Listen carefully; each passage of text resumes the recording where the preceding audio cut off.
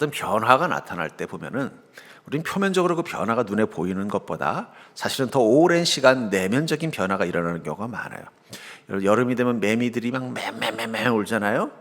근데 여러분, 매미는 그 맴매매 우는 그 짧은 시간을 위해서 땅 속에서 6년이라는 시간을 기다린다라는 이야기를 들었어요. 그러니까 사실은 그 매미는 땅 속에 있는 6년 전부터 어떻게 된 거예요? 그 나무 위에서 매매매 물려고 준비하는 것입니다. 건물도 그런 것 같아요. 그냥 울타리를 쳐놓고 계속 있는 건물이 있을 때가 있어요. 그냥 울타리만 쳐놓고 뭔가 소리는 나는데 아무 일도 일어나지 않는 거예요. 그리고 오랫동안, 뭐 어떨 때는 뭐 몇 달, 어떨 때는 막 1, 2년도 될 때가 있습니다. 그러다가 갑자기 그 울타리 위로 철근이 이렇게 얼키설키 세워지는 걸 봐요. 그러면 이 건물을 짓는구나 하면은 그 순간부터는 몇 달이면 건물 하나가 뚝딱 지어져요. 오히려 기초, 보이지 않는 곳에 있는 것들이 완성되는데 더 많은 시간이 걸린다는 거예요. 저는 믿음도 그런 특징이 있다고 생각합니다. 우리의 믿음이 보여지는, 눈으로 보여지는 믿음의 삶이 있기 위해서는 우리 내면 속에서 그 믿음이 자라고 성장하는 긴 시간이 필요합니다.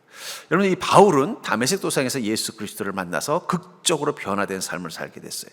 아마 믿음이 그의 안에 들어갔기 때문입니다. 근데 여러분, 우리가 생각하기에는 다메섹 도상에서 바울이 예수님을 극적으로 만나고 이제 그때부터 멋지게 복음을 전했을 것 같지만, 실제로는 바울 목사님은 3년간의 공백기가 있어요. 다메섹 도상에서 예수님을 만난 뒤 3년 동안 사도 바울은 아라비아, 지금의 요르단 지역의 사막으로 갑니다. 그 3년의 기록은 특별히 나와 있는 건 아니죠. 근데 그럼 그 3년 동안 뭘 했을까요? 그의 고향은 다소, 지금으로 치면 터키이고, 그가 3년간 머문 곳은 지금의 요르단, 이스라엘 남쪽에 이 아라비아 사막이 있는 곳이라면 어쩌면 그는 그곳에서 기도했을지도 몰라요. 왜냐하면 자기가 지금까지 살아왔던 내면 속의 가치관이 예수님을 만난 그 순간 완전히 무너졌기 때문입니다. 무너지고 이제 그 믿음 가운데서 새로운 가치관을 만들어가기 위해서 필요한 시간, 그것은 그가 기도하고 자신의 삶을 돌아보고 내가 앞으로 인생을 살아갈 때 어떻게 살아가야 될까를 고민하는 믿음이 그 내면에서 형성되어져 가는 시간이었던 거예요. 그리고 3년의 이 침묵기를 지나고 나서 그는 드디어 안디옥에서 복음을 전하면서 선교사의 길을 가기 시작합니다. 또 예수님도 그렇죠. 우리는 예수님께서 행하신 일들을 봅니다만 그건 대부분 그 3년간의 시간 동안 행하신 일이에요. 나머지 30년에 관한 시간에는 예수님이 언제 탄생하셨는지, 탄생할 때 어떤 일이 있었는지, 예수님께서 예루살렘에 갔을 때 어떤 일들이 있었는지에 대한 몇 가지 사건을 말고는 아는 것이 아무것도 없다라는 거예요. 그럼 주님은 그 30년간 뭘 하셨을까요?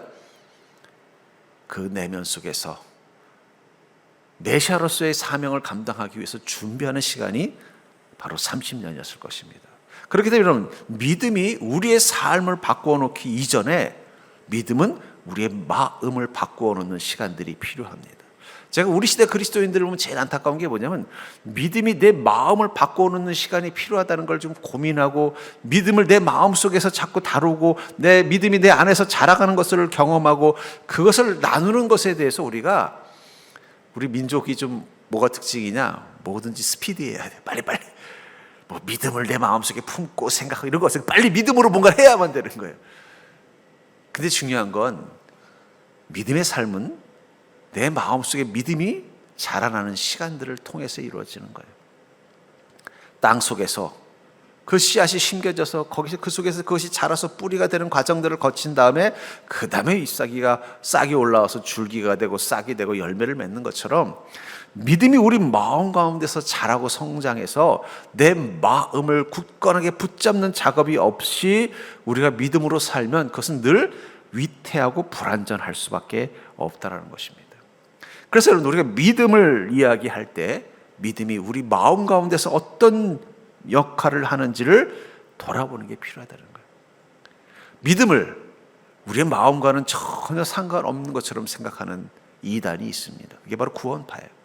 구원파는 믿음과 마음은 아무 상관이 없다고 생각하는 사람. 그래서 마음 따로 믿음 따로예요. 그러나 성경을 계속 보면 여러분도 알겠지만, 성경에서 믿음을 이야기할 때 꼭 따라오는 부분이 뭐예요? 그의 마음입니다. 그의 생각, 그의 감정, 그의 인격, 그의 의지. 그것들이 믿음과 반드시 따라간다는 얘기는, 믿음은 우리의 마음을 형성하고 우리의 마음을 변화시켜 나가는 중요한 요소라는 거예요. 그런 의미에서 우리 안에 심겨진 복음이 믿음으로 자랄 때 우리 내면에 어떤 변화가 일어날까요? 전 그것을 통해서 여러분들이 그 믿음이 여러분들의 마음 가운데 얼마나 영향력이 있는지를 돌아볼 수 있기를 주님 축복합니다. 먼저 우리를 죄와 사망의 법에서 해방한다라고 말하고 있다는 거예요. 믿음이 우리 안에 들어오면 우리를 죄와 사망의 법에서 해방하는 것입니다. 2절에 보니까 이는 그리스도 예수 안에 있는 생명의 성령의 법이 죄와 사망의 법에서 너를 해방하였느니라. 그리스도 안에 있는 생명의 성령의 법은 바로 믿음으로 말미암아 우리 안에 들어온 진리입니다. 복음입니다.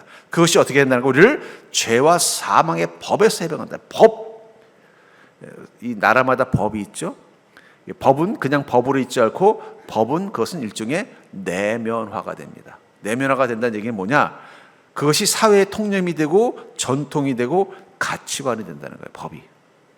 법이 사회 통념이 되고 전통이 되고 가치관이 된다는 거예요. 예. 제가 옛날 드라마나 옛날 이야기들을 보면서 참 신기한 게 있어요. 뭐냐면 한국이 옛날에 남자들이 버스 안에서도 담배를 피우더라고요.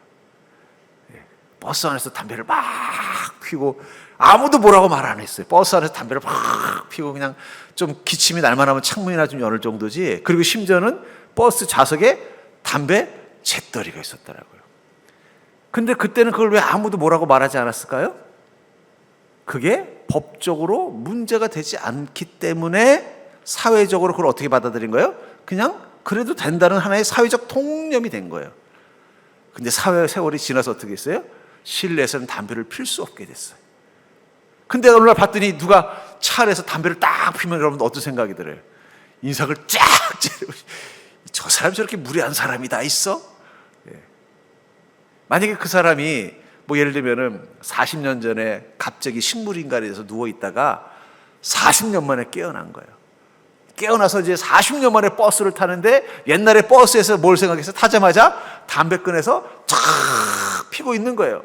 그때만 해도 자기가 그렇게 할 때 누가 뭐라고 하는 사람이 아무도 없었는데 갑자기 사람들이 자기 다 째려보는 거예요. 그들이 한 어르신이 그러니까 여보 이 사람이 뭐 이런 무례한 사람이다 해서 버스 안에서 담배를 피우고 빨리 꺼요.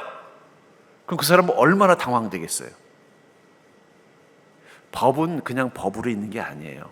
법이 되면 그 법은 시간이 지나면서 우리 내면 속에 들어와서 사회적인 통념이 되고 전통이 되고 가치관이 됩니다.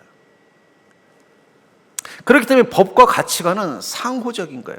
또 반대로 우리 안에 가치관이 뭘 만들어요? 법을 만드는 거예요. 법을.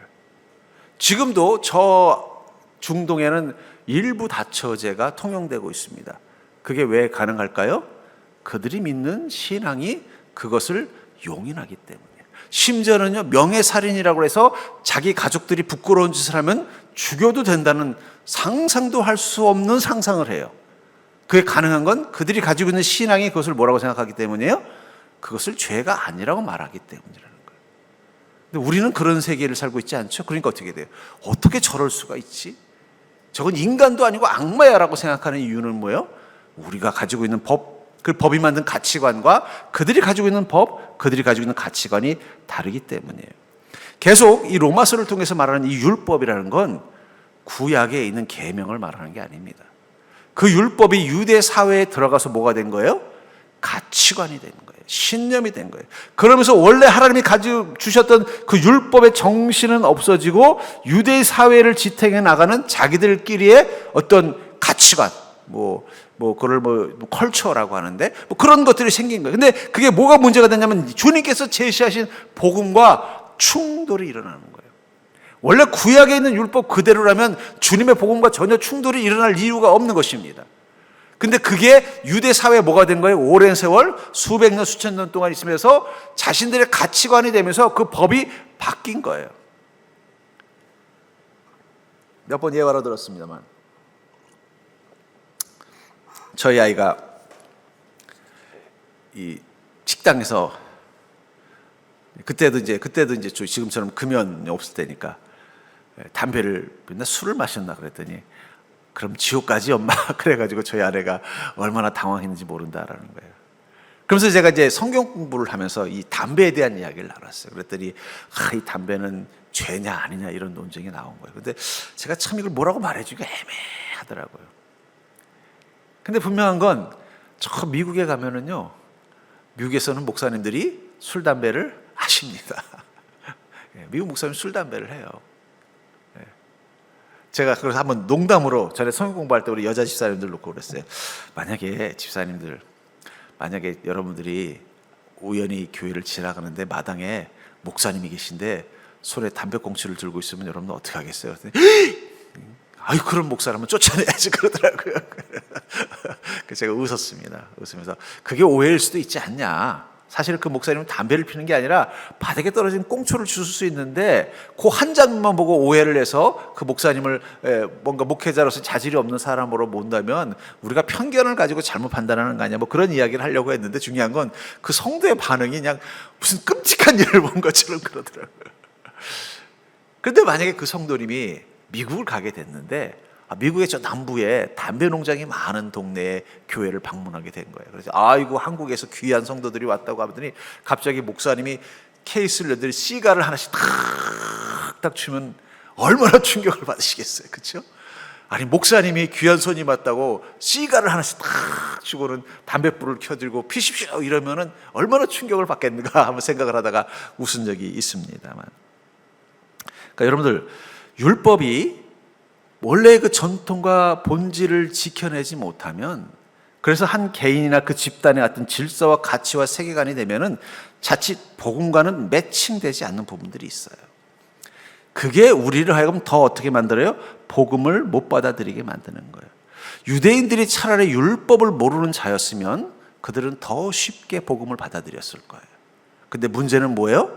그들 안에는 오랫동안 내면화된 소위 말하는 하나님이 원래 주신 율법이 아니라 자식대로 변질된 율법을 갖게 됐고 그것이 절대적인 진리라고 믿는 순간 그때부터 그 율법은 뭐가 되는 거예요? 복음을 거역하는 죄와 사망의 법이 되는 거예요. 그래 우리 그런 속담이 있잖아요. 서울 사는 사람보다 서울 한 번 가본 사람이 서울을 더 잘 안다고. 한 번 본 게 전부라고 믿어버리면 그 다음부터 뭐가 되는 거예요? 나머지는 다 가짜가 되어버리는 것입니다. 그러니까 제가 이렇게 공부를 해보면요, 이 지식인과 또 소위 말하는 얼치기 지식인의 차이가 뭔지 아세요? 진짜 지식인들은 자기 지혜에 대한 확신이 없어요. 이상해요. 우리가 생각하면 막 공부를 많이 해서 박사가 되고 뭐 박사로도 세계적인 석학이 되면 이건 이런 겁니다 이렇게 분명히 말할 것 같죠? 그런 분들한테 물어보면요, 그거는 이런 경우는 이럴 때가 있고 저런 경우는 저럴 때 있고. 근데 내가 속으로 저 사람은 공부를 한 사람이야, 안 사람이야? 근데 이제 막 공부를 막 재미를 붙여 석사쯤 되는 사람은요, 다 알아. 완벽한 지식을 가진 사람처럼 알아요. 여러분 생각한 것처럼 이 지혜의 세계는 알면 알수록 우리 자신이 알 수 없는 존재라는 걸 깨닫게 만들어주고 무지한 존재라는 걸 깨닫게 만들어줍니다. 여러분 신학도 마찬가지예요. 사실은 제가 여러분들에게 신학의 아주 10% 정도만 보여주는 거예요. 그것만 다 알아서 그냥 그 90%를 말하기 시작하면은 목사님 헷갈려 이럴 수 있기 때문에 제가 안 말해주는 게 있어요. 여러분들이 아는 그 신학의 세계는 생각보다 훨씬 크고 깊습니다.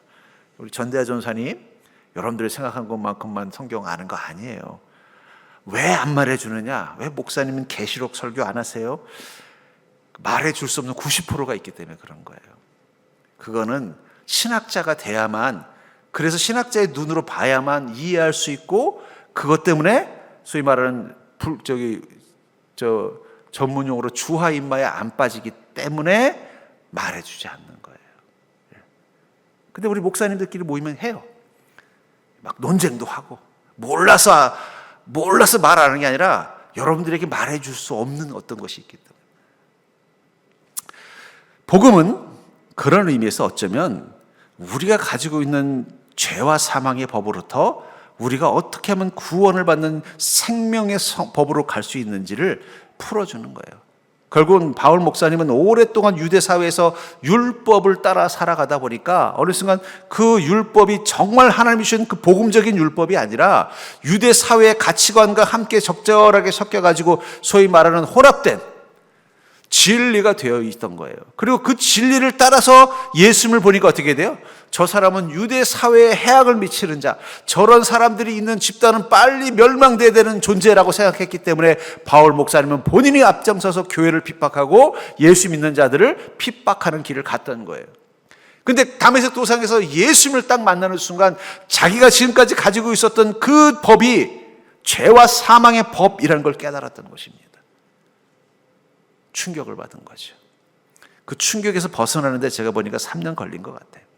아라비아의 그 사막, 요르단 사막 지역에 가서 제가 보기엔 거기서 어디 집거하거나 한 기도했을지도 몰라요.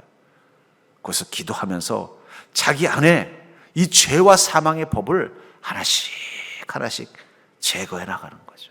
복음으로. 어쩌면 우리 내면이 편안하지 못한 이유는 우리가 복음을 알기 때문일 수도 있어요. 여러분, 복음을 모르면 오히려 사는 게 편합니다. 죄와 사망의 법을 그냥 믿고 그대로 살아가면은 오히려 편해요. 고민할 필요가 없으니까. 하지만 복음을 알게 되는 그 순간, 복음이 우리 안에 믿음이 되어 자라게 되는 그 순간, 우리 안에 있었던 나를 살리는 진리가 아니라 나를 죽이는 진리를 보게 만들어요. 그 고민하는 거예요. 내가 잘못 살았구나. 잘못 생각했구나. 그리고요, 그것 때문에 고민하면서 계속 주님 앞에서 내 마음이 흔들리고 불편한 마음을 가지고 계속 주님의 말씀을 묵상하다가 내 믿음이 자라면 자라갈수록 내 안에 있었던 이 어리석은 법은 점점 무너져가는 것입니다.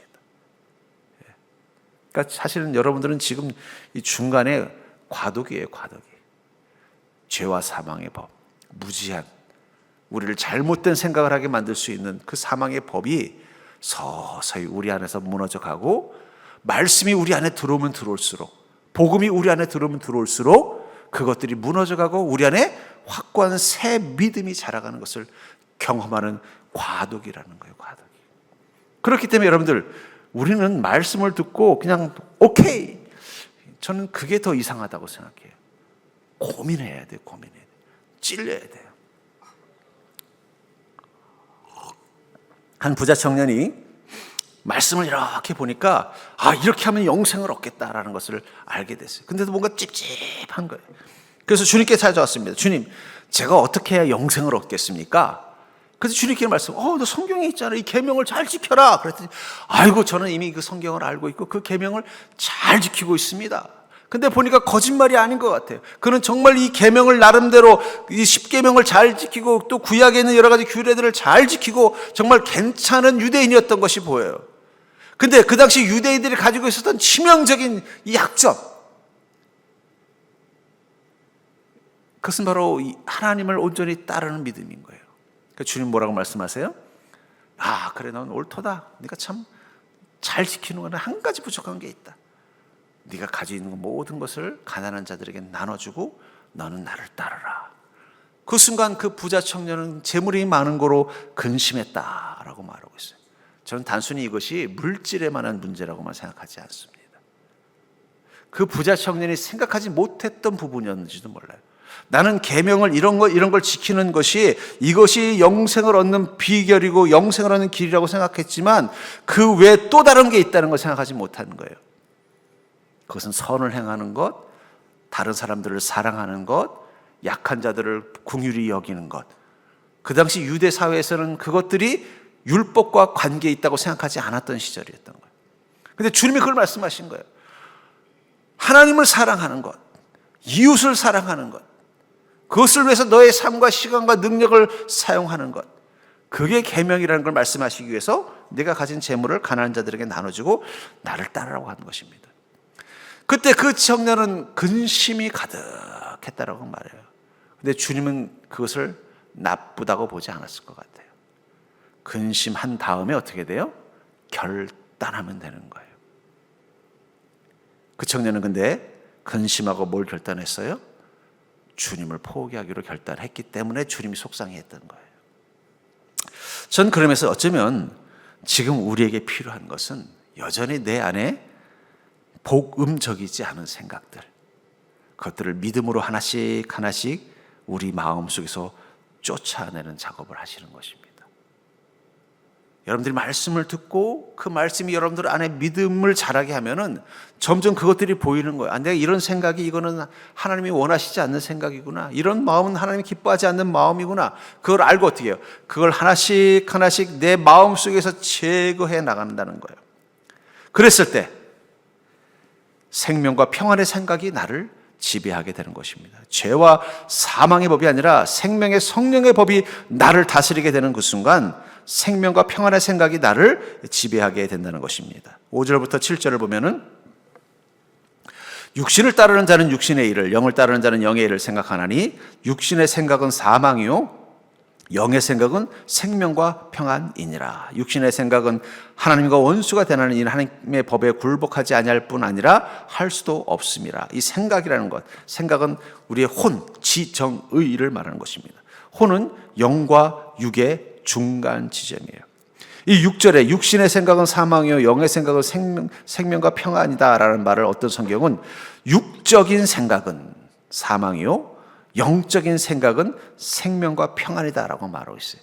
그러니까 여러분들 영혼이라고 말하는 것은 정확한 말이 아니에요. 육과 영입니다. 그러면 혼은 뭐예요? 영의 지배를 받으면 영혼이 되고 육의 지배를 받으면요 육혼이 되는 거예요. 육혼. 그러니까 우리 혼은 줏대가 없어요. 영이 강하면 영의 편에 서고 육이 강하면 육의 편에 서요. 어떨 때 육의 편에 쓸까요? 육이 강할 때. 여러분들 남자들이 배고프면 화를 내죠. 육혼이에요. 옆 사람에서 당신은 영혼을 가졌습니까? 육혼을 가졌습니까? 육적인 본능에 잘 끌리는 사람들이 있어요. 그런 사람들은 뭐예요? 그 혼이 육의 영향을 받는 육적인 생각을 하는 사람들이라는 거예요. 그러니까 육적인 생각과 영적인 생각, 영적인 생각을 한다는 건 영혼을 가진 자이고 육적인 생각을 하는 사람은 육혼을 가진 자라면 우리의 생각을 주도하는 게 누구냐가 중요하다는 거예요. 영이냐 육이냐. 저희 아내랑 제가 기도원에 가서 3일 금식을 하는데 제가 그때 깨달았습니다. 금식 기도는 혼자 가야지 절대 같이 가면 안 돼요. 3일을 굶으니까 어떻게 되냐. 민감해지는 거예요. 그러다가 아무것도 뭐 때문인지도 모르겠어요. 아마 집회를 가야 되는데 지금 갈 거냐 10분 있다 갈 거냐 요거 가지고 싸웠던 것 같아요. 예민해지고 어떻게 화를 퍽 낸 거예요. 내가 속으로 이렇게 화를 내려면 내가 뭐하러 기도하러 왔나. 여러분 완전히 영적인 사람도 없고 완전히 육적인 사람도 없어요. 근데 중요한 건 그걸 자각하는 게 중요하다는 거예요. 지금 내 생각을 지배하는 게 육이냐 영이냐.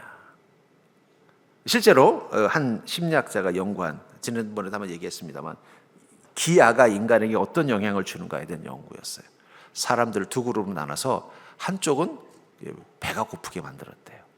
그리고 한쪽은 그냥 늘 일상적으로, 그리고 먹는 거에 전혀 불편함이 없도록 만들었다는 거예요. 근데 같은 취향과 취미를 가지고 있어서 컴퓨터를 이렇게 서핑을 하면은 또는 이렇게 바라보면은 비슷한 걸 보는 사람들끼리 그룹을 만들어서 둘로 나눴다는 거예요. 한쪽은 이제 밥을 쫄딱 구겨가지고 막 배가 고프게 만들었다는 거예요. 그리고 나서 인터넷을 보라고 했더니 밥을 못 먹은 사람들은 계속 뭘 보는 줄 아세요? 맛집, 먹방 이것만 보더라는 거예요. 근데 여기 이쪽 그룹은 그래도 밥을 줘서 먹고 조금 이렇게 쉬게 해준 사람들은 원래 그 사람이 관심이 있는 분야의 어떤 학문이나 취미나 어떤 뭐 연예인이나 이런 걸 보고 있더라는 거예요. 근데 밥을 못 먹은 사람은 다 똑같이 먹는 거에만 모든 관심을 쏟더라는 거예요. 그래서 이제 그 결과를 가지고, 근데 그게 단기적인 게 아니라는 걸 깨달았다는 거예요. 한번 극심한 기아를 경험한 사람은 그게 일종의 트라우마가 돼서 계속 그런 먹는 것에 대한 집착이 생기더라는 거예요. 그러니까 여러분들 이게 거식증 걸리는 사람들이 그 전에 반드시 보면 뭐가 있냐면 다이어트가 있어요. 다이어트를 하다가 폭식증이 오다가 또 폭식에 대한 두려움 때문에 거식을 이게 반복하는, 그게 뇌가 그렇게 지배를 받게 된다는 걸 보면서 이거 우리가 생각이 정말 중요한 거구나. 전 그러면서 믿음은 우리가 영적인 생각을 하도록 도와주는 것입니다. 우리가 믿음을 잃어버리면, 믿음이 약해지면 단번에 나타나는 게 뭐예요? 육적인 생각이 자꾸 올라오는 거예요. 하지만 우리가 믿음이 회복되고 믿음 가운데 있으면 영적인 생각이 올라오는 거예요. 영적인 생각이 올라왔을 때 나타나는 특징이 뭐냐? 영적인 세계에 관심이 있죠. 믿음, 구원, 죄, 은혜. 근데 육적인 생각에 사로잡히면 어떻게 돼요? 그런 것에 대한 관심이 없어져 버리고 내 육적인 삶의 만족에만 관심이 된다. 또 영적인 생각을 하게 되면 생명과 평안을 추구하지만 육적인 생각, 육이 내 혼을 지배하는 상황을 경험하는 성공과 쾌락을 집착하게 돼 있다는 거예요. 영적인 생각을 하는 사람은 그 하나님의 법에 굴복하려는 마음이 있어요. 육적인 사람은 자신이 모든 것을 주도하고 주인이 되고 싶은 마음이 생긴다는 거예요. 그러니까 우리 안에 영혼일 때도 있고 육혼일 때도 있다는 걸 기억하고 사는 게 중요해요. 그럼 어떻게 하면 되겠어요? 내가 지금 육적인 생각, 내 육이 내 혼을 다스리고 지배하는 순간이구나 생각하시면 어떻게 하면 돼요? 스위치를 끄면 되는 거예요. 자각. 내가 지금 어리석은 생각을 하고 있구나.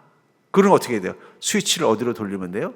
영적인 생각을 하는 쪽으로 우리의 마음을 바꾸는 작업이 필요하다는 거예요. 그러기 위해서 제일 좋은 방법이 뭐냐?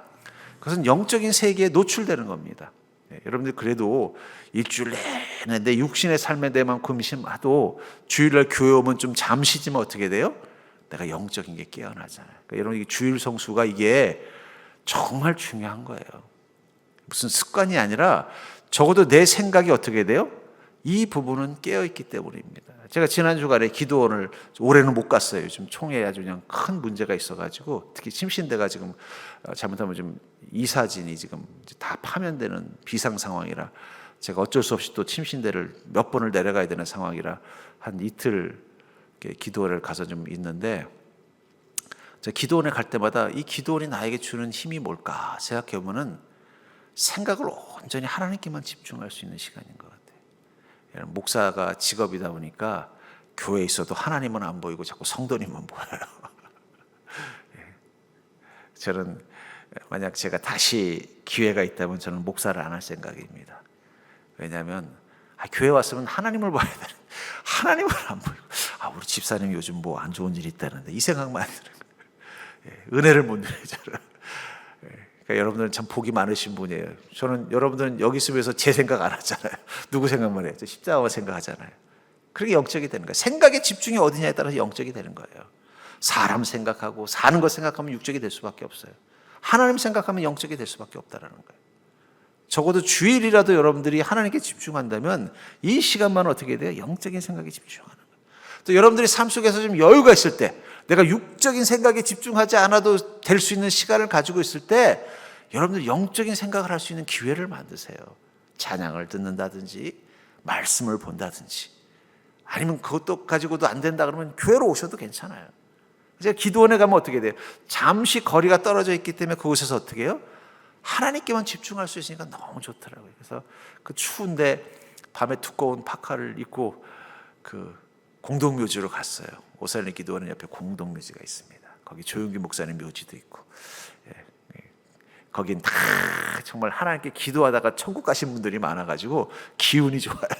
거기는 성령 충만한 사람들만 모인 곳이라 제가 그 묘지를 사모하는 이유는 뭐냐면 거기 묻힌 사람들은 다 그냥 성령 충만한 사람들, 거기 보면 다 그래도 이 땅에 살면서 믿음이 한가닥한 분들이 다 거기 많이 있어요. 그냥 순복음교회를 이렇게 큰 교회를 만드는데 헌신했던 믿음에 헌신했던 분들, 확실히 거기 앉아 있으면 뭔가 이 기운이 달라요.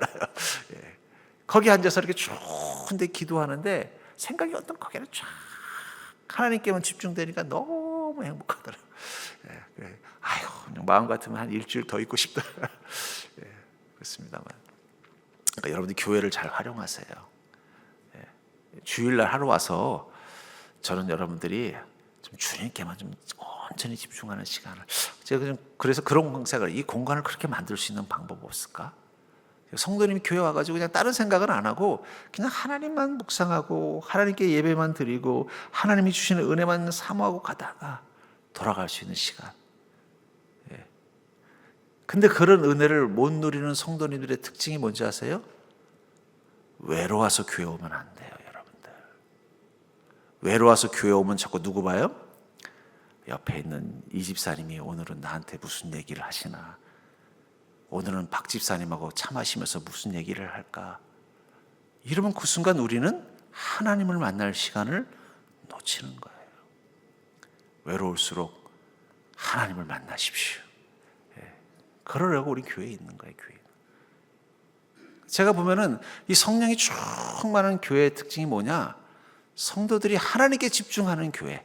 자기 안에 이 믿음이 이 주님께 집중하는 믿음이 돼서 그 믿음 때문에 내 안에 생명의 성령의 법이 나를 생명의 평명과 평안의 생각이 나를 지배하는 영적인 생각을 하는 사람들이 모인 교회는요, 성령이 충만해요. 하나님께 집중하지 않으면 우린 육적인 생각에 사로잡히게 되어 있습니다. 꼭 기억하십시오. 하나님께 집중하지 않으면 우린 또다시 영혼이 아니라 육혼을 가지고 시간을 보내는 자가 될 수밖에 없다는 거예요. 세 번째로 우리 안에 심겨진 이 복음이 믿음으로 자랄 때 나타나는 변화는 육의 힘이 아니라 영의 힘이 이끄는 삶을 사는 것입니다. 육의 힘이 아니라 영의 힘이 이끄는 삶을 사는 거라는 거예요. 9절부터 10절에 보니까 만일 너희 속에 하나님의 영이 거하시면 너희가 육신에 있지 않냐고 영에 있나니 누구든지 그리스도의 영이 없으면 그리스도의 사람이 아니라 또 그리스도께서 너희 안에 계시면 몸은 죄로 말미암아 죽은 것이나 영은 의로 말미암아 살아있는 것이니라. 하나님의 영 성령님이 우리 안에 거하시면 어떻게 된다고요? 육신에 있지 않고 영에 있다. 여러분 성령님의 관심은 우리의 영에 있습니다. 성령님은 우리의 영을 온전히 깨우시는 분이라는 거예요. 여러분들 안에 있는 영은 어디서 왔는지 아세요? 하나님으로부터 온 것입니다. 창세기 2장 7절에 보면 여호와 하나님이 땅의 흙으로 사람을 지으시고 생기를 그 코에 불어넣으시니 사람이 생령이 된지라. 그러니까 인간을 만드는 두 개의 자료를 썼어요. 하나는 뭐예요? 흙. 우리의 몸은 흙으로 되어 있죠. 그리고 어떻게 했다고 말하고 있어요? 하나님의 생기, 하나님의 숨을 우리의 코에 불어넣어서 무엇이 됐다고요? 사람이 생령, 영이 살아있는 존재가 되게 만들었다는 거예요. 그러니까 여러분 우리는 두 가지를 가지고 있습니다. 육과 영을 가진 존재예요. 그래서 모든 피조물들이 원숭이가 우리랑 닮았어도 원숭이는 우리와 같지 않은 건 원숭이는 흙으로만 만들어졌는지 모르지만 그 안에는 하나님의 생기가 들어있지는 않습니다. 인간만 하나님이 어떻게 했어요? 그 영을 불어넣은 것입니다. 그러니까 여러분들 안에 있는 그 영은 원래 여러분들이 가지고 있었던 게 아니라 어디서부터 왔다고요? 하나님으로부터 왔어요. 그럼 하나님으로부터 온 그 영은 어떤 존재일까요? 우리의 육은 아무리 개발해봤자 흙덩이입니다. 여러분들 안에 있는 영은 어떤 존재가 될지 알 수 없는 신비한 거예요. 그래서 이 성령 충만한 사람은 어떤 사람이냐? 성령님이 그 영을, 자아라는 영을 다스리는, 너희 속에 하나님의 영이 거하시면 너희가 육신에 있지 않냐고 영에 있나니 누군지 그리스도의 영이 없으면 그리스도의 사람이 아니니라. 또 그리스도께서 너희 안에 계시면 몸은 죄로 말미암아 죽은 것이나 영은 의로 말미암아 살아있는 것이다. 우리의 육신은 죄로 말미암아 죽을 수밖에 없지만 그리스도 성령이 우리 안에 계시면 영은 어떻게 된다고요? 의로 말미암아 살아있는 것이 된다는 거. 산 영다운 존재가 된다는 거예요. 그 성령님께서 우리의 자라는 영을 다스리는 주인이 되는 그 순간부터 우리 안에 그 깨어난 영이 할 수 있는 일이 무엇인가? 성경에 보면 위대한 그리스도인들, 그들은 그들 안에 계신 하나님의 영이 그들의 영을 깨워서 원래 하나님이 불어넣으신 그 생명의 모습으로 살도록 만들어줄 때 그들의 삶에는 위대한 일들이 일어나는 것입니다. 우리는 사실은 우리가 합리적으로 과학적으로는 이해할 수 없지만 우리가 영이 깨어있는 순간 우리는 아주 신비하고 어떻게 보면 초자연적인 삶을 살아가는 거예요. 뭐 저희 아내도 몇 번 그런 얘기를 했습니다만 저희 사모가 수요예배 설교를 할 때 저는 한 번도 무슨 설교할 거야, 또 어떤 내용 할 거야 말하지 않습니다. 저도 마찬가지로 한 번도 심지어는 새벽 설교도 제 아내한테 오늘 주는 이거 설교할 거라고 말하지 않아요. 근데 보면요, 이거 내가 내일 하려고 한 건데 이런 때가 있어요.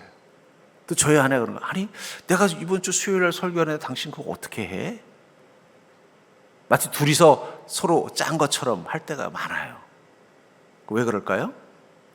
그건 우리가 한 게 아니라 우리 안에 성령님이 행하시기 때문이에요. 저는 삶 속에서도 그런 걸 많이 느낄 때가 있습니다. 뭔가 내 안에 초능력이 있는 것처럼 느껴져요. 초능력. 내 영이 깨어 있으면요. 이번 주에도 좀 그런 일이 있었어요. 총회 일을 하다가 이사회 일을 하다가 좀 논쟁이 있었어요. 이게 법리적인 해석을 하는데 보니까 이게 좀 잘못됐는데 뭔가 잘못된지를 못 찾고 당황하고 있었어요.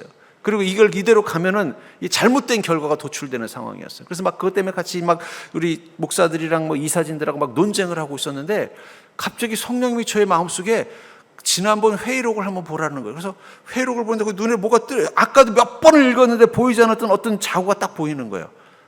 그걸 딱 이야기했더니 답이 확 나버리더라고요. 안 그랬으면은 잘못하면은 그 회동이 소위 말하는 소위 불발될 뻔했어요. 왜냐하면 이게 되게 중요한 건데 이게 좀 너무 논쟁이 극화돼가지고 이게 해결이 안 되는 거예요. 안 그러면 다시 모여서 몇 번을 모여서 다시 조율을 해야 되는 상황인데 이걸 방법을 못 찾고 막 우리 쪽도 당황하고 저쪽은 막 더 당황하고 있고 이걸 어떻게 해야 되나 막 고민하고 있는데 그때 갑자기 제 눈에 이 회의록, 지난번 회의록이 이렇게 들어오면서 한 문장이 딱 제 마음속에 들어오는데 이거 좀 이게 이상하다. 그걸 딱 던졌더니 이 문제의 답이 나오는 거예요. 그 끝나고 나서 이제 저랑 같이 갔던 우리 총회 부장님들이 저한테 이거 목사님 아니었으면 우리 큰일 날 뻔했어요. 제가 좀 우쭐했어요. 근데 가만히 생각해 보니까 이건 제가 한 게 아니에요. 성령님께서 이 문제를 해결하도록 저에게 지혜가 되어 주신 거예요. 여러분 그리스도인들은 다 총능력자입니다. 왜냐하면 성령님이 여러분들의 인생을 컨트롤하기 때문이에요. 여러분들 눈앞에는 보이지 않는 내일, 여러분들의 눈앞에 보이지 않는 여러분들의 인생의 문제들, 위험들, 우리 눈에는 보이지 않지만 성령님 눈에는 보입니다. 그럼 성령님 눈에 보인다면 성령님 어떻게 하시겠어요? 당연히 그것들을 알려주시고 막아주시고 대비하게 해주셔요. 그게 그리스도인으로 사는 풍성함이에요. 근데 거기엔 전제 조건이 있다는 거예요. 생명의 모습. 원래 하나님부터 온 그 살아있는 영혼의 모습을 가지고 살아야 돼요. 근데 우리 죽어가는 영혼을 깨우는 게 뭐냐? 그게 믿음이라는 거예요. 믿음. 믿음은 우리의 영혼을 깨우는 찬물 같은 것입니다. 우리는 어느 순간 이 땅을 살다 보니까 육적인 생각을 하면서 육혼으로 사는 존재가 되어버렸어요. 온통 마음은 육신에게서만 빠져있고 우리 흙으로 된 몸만 나인 것처럼 하고 살고 있단 말이에요. 근데 믿음이 들어오면 그 믿음이 찬물이 돼서 내 영혼을 깨우는 거예요. 깨고 나서 내 인생을 보니까 뭐가 보이는 거예요? 진짜 본질이 무엇인지, 진짜 실상이 무엇인지, 진짜 선하고 의로운 길이 무엇인지, 진짜 구원의 길로 가는 것이 무엇인지를 볼 수 있게 해주는 거예요. 성령님은 우리의 영혼을 깨워주시는 하나님이십니다. 그런데 오랫동안 그리스도인으로 살지만 여전히 육의 힘의 지배를 받고 사는 그리스도인들이 많아요. 그렇다면 여러분들 지금 우리에게 필요한 건 뭘까요? 성령님이 우리 마음속에 다시 나를 깨워주는 거예요.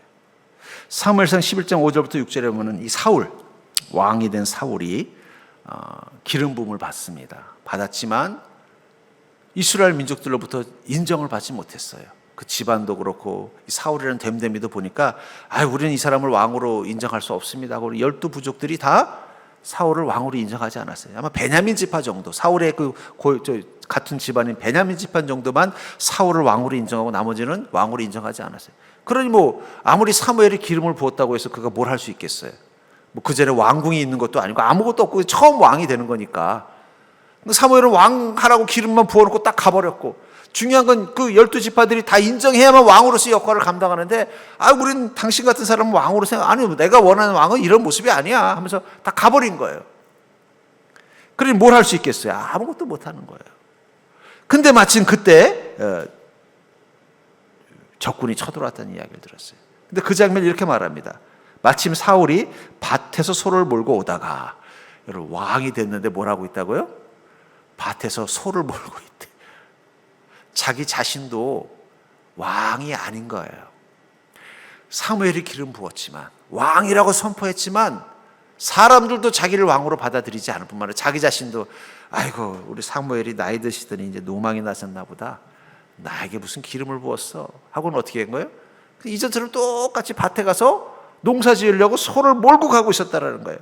근데 백성이 무슨 일로 우느냐 하니 그들이 야벳 사람의 말을 전하요. 왜 적군이 쳐들어와서 우리가 좀 큰일 나게 생겼습니다라고 했던 거예요. 사울이 이 말을 들을 때 하나님의 영에게 크게 감동되며 사무엘이 기름을 붓는 순간 그의 안에 믿음이 자라기 시작한 거예요. 처음에는 그것이 그에게 대단한 건지 몰랐던 거예요. 근데 이 땅에 지금 왕이 필요한 시간, 이스라엘 민족에게 또 사울이 왕의 역할을 감당해야 되는 그 순간 어떤 일이 났다는 거예요? 이미 안에 계신 성령님이 그를 어떻게 한 거예요? 그의 영혼을 깨우는 거예요. 하나님의 종으로서의 영혼, 하나님의 다스리는 이 나라의 왕으로 하나님 부르신 그 청지기로서의 그 영혼을 깨운 거예요. 그 순간 그가 어떻게 크게 녹아 일어나 마치 오래전부터 왕으로 있었던 것처럼 화를 내면서 이 감히 우리 백성을 괴롭히다니 하면서 어떻게 해요? 12지파에게 소식을 보냅니다. 다 소집한 거예요. 전군 소집하라. 근데 놀라운 건 그 무시하고 갔던 그 12지파들이 어떻게 했다고 말하고 있어요? 한 사람처럼 달려왔다는 거예요. 마치 군대 사령관이 출동 명령 내렸더니 각 사단장들이 부대를 끌고 그냥 총알같이 달려오는 것처럼 불과 얼마 전까지만 해도 아이고 무슨 사울이 우리의 왕이야, 우리 잘못 알았어 하고 갔던 이들이 어떻게 했다는 거예요? 오랫동안 모신 왕의 명령을 받은 것처럼 총알같이 달려오더라는 거예요. 무엇이 그로 하여금 그렇게 가능하도록 만들었다고 말하고 있어요? 하나님의 영에게 크게 감동했다는 거예요. 여러분들은 생명입니다. 하나님이 불어넣으신 생명이라는 자아를 가지고 있어요. 그 자아가 제대로 된 존재가 되려면 성령님께서 여러분들의 주인이 되어주셔야 돼요. 믿음이 여러분들의 영을 깨우는 찬물이 되어야 되는 거예요. 그러면 그 순간 어떻게 돼요? 우리의 영이 깨어나는 순간 우리의 삶이 달라지는 거예요. 삶이. 오래 교회 다녔어도 육혼으로 살면 이 사울이 속 끌고 밭으로 가는 거랑 똑같은, 달라진 게 없는, 말로만 내가 뭐 구원받았고 거듭났고 내가 말로만 하나님의 자녀가 됐고 상속자가 됐지만 뭐 아무것도 달라진 게 없는 인생을 살 수밖에 없다라는 거예요. 하지만 내 안에 성령님이 임하시고 내 믿음이 내 영혼을 깨우는 순간 그때부턴 나는 정말 하나님의 자녀가 됐구나. 나는 하나님의 위대한 종이 되었구나. 나는 하나님의 기업을 상속받는 존재가 되었구나. 그것을 경험하게 되는 것입니다. 전 그러면서 성령님은 우리 영의 가치를 깨워주시는 하나님이라고 믿습니다. 그리고 믿음은 우리의 영이 깨어나서 산 영으로, 생영으로, 영혼을 가진 존재로 이 땅을 살아가도록 만들어주는 법이 되는 것입니다. 우리 시대는 영적 존재를 망각하고 사람들을 보면요, 영혼이 있다는 생각 자체를 안 하는 것 같아요. 육적인 것에만, 육혼, 영혼을 가진 자가 다 육혼을 가진 사람들이. 그러다 보니 우리도 어느 순간 세상에 동화돼서 우리도 모르게 영혼이 아니라 육혼을 가진 자처럼 살고 있습니다. 이제 우리는 영혼을 가진 자가 돼야 돼요. 영혼을 가진 자답게 영이 나의 혼을 다스리는 그런 삶을 살아야 됩니다. 그러려면 먼저 주님 앞에 무릎 꿇고 성령님께서 여러분들을 깨워달라고 요청하십시오. 여러분들이 영적으로 깨어나는 순간 그때부터 여러분들의 삶은 달라지는 것입니다. 전 여러분들 그 은혜의 풍성함을 누리는 인생이 되기를 주의 이름으로 축복합니다.